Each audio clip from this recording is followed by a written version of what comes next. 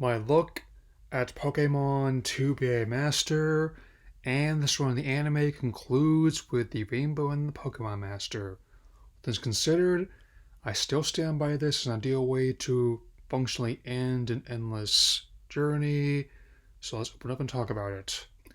The crossroads to Pallet Town once again see mutual parting ways for Misty, Brock, and Ash as the latter runs all the way home again. Greeted by Dia and Miami, he and Pikachu share a bath, dinner, and a long-earned rest. Honestly going to miss them, so here's an easy joke of them doing a Pokemon Sleep and 8% playthrough.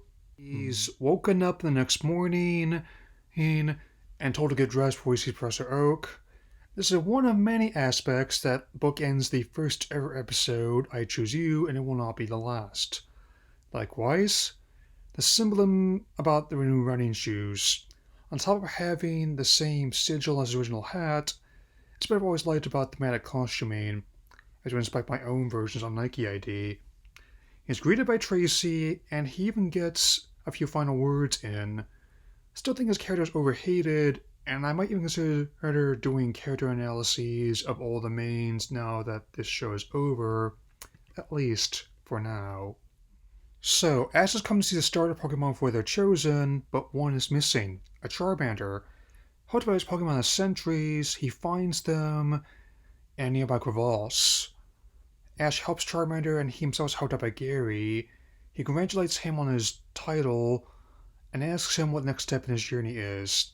I'll also note that he is now the only character to have kept his dub voice throughout the entire show.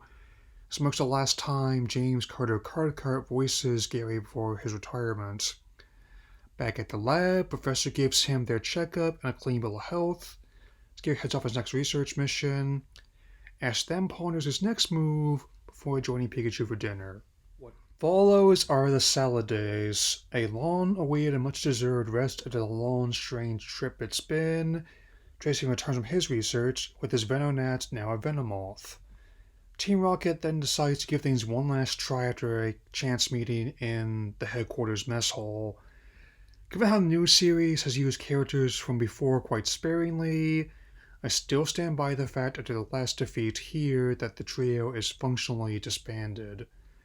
Ash even reunites with Pidgeot one last time with all these years.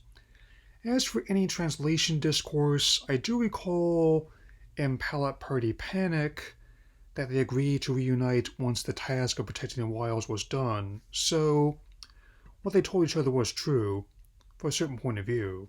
Taking shelter from the rain, Ash and Pikachu ruminate on their long, strange trip. As rain parts to reveal a rainbow, Ash realizes what a becoming champion and catching them all are only two pieces of the puzzle of being a master. He wants to have Pikachu by his side when he finds the way, whether it's in Kanto, Paldea, or beyond. At the same time, I believe he has, especially when he mentions experiences in this anime, whether it's helping out Latios who's in trouble, tending the wounds of injured Spearow, or giving food to a hungry Rattata. This is not the same kid who hurled his clock at the wall all those years ago. He made it. Congratulations, old friend. We close on Ash donning the new running shoes alongside Pikachu, and tossing Stick into the air as a dowsing rod, with his mother remarking, and the journey continues. The final ones honestly make sense to me. I was always more interested in the journey than its destination, and it's time to wrap this up. This episode, and by proxy this miniseries, are the ideal way to close the book in this chapter of the anime, and make an ideal template to revisit it should the opportunity arise. However it does, I will cherish this for a long time.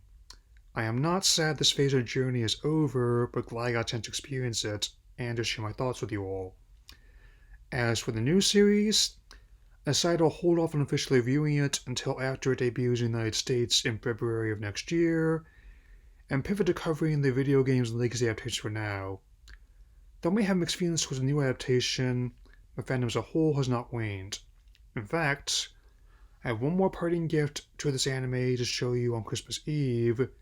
See you then with a full look at the English dub of Pokémon Distant Blue Sky.